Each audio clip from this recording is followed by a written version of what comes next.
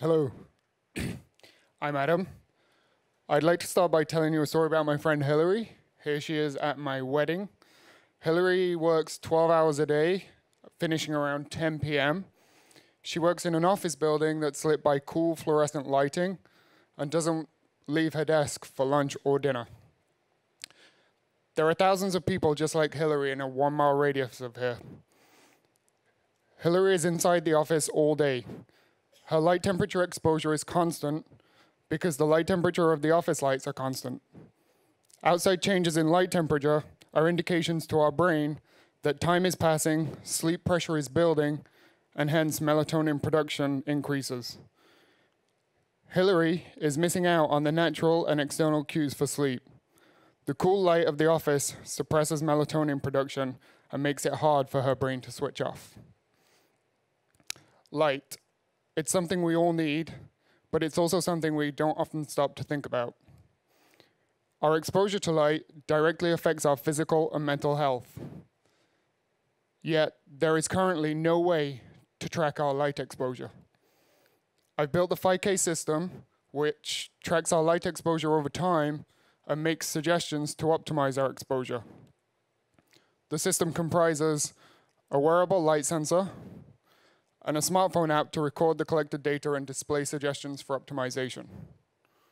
So why light? Well, I have a passion for personal health and wellness. I have a master's in experimental physics, and I guess following on from that, I'm a self-confessed quantified self nerd.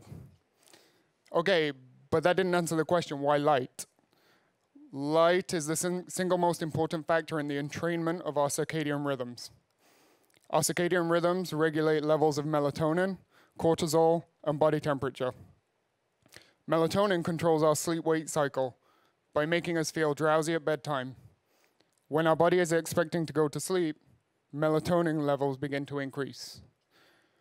Cortisol is released in response to stress, like now, and the light-dark cycle.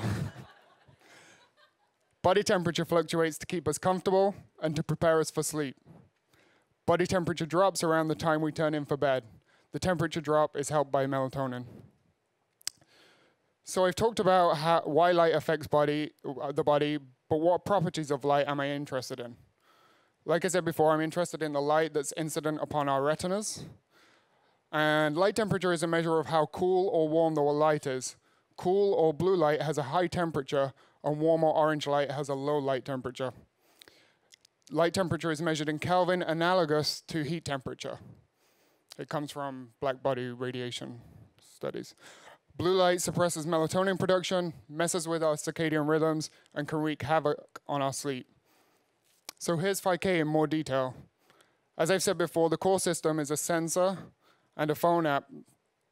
The phone app collecting data from the sensor and displaying suggestions for optimization. The wearable sensor looks like this. It's wearable. It measures light temperature in Kelvin, and it syncs to the PHI-K smartphone app, which looks like this. The app records light temperature from the sensor, makes suggestions based on the collected data to optimize your light exposure, and there's also an option to read more about the science behind light temperature and exposure. So in summary, your light temperature exposures can be tracked by the PHI-K system, currently not possible, so that you can optimize your exposure through changes in behavior. Because the light that hits our retina directly affects our sleep quality, stress level, and comfort, which leads to a bigger conversation we need to have about the light we expose ourselves to, especially in the built environment. Thank you.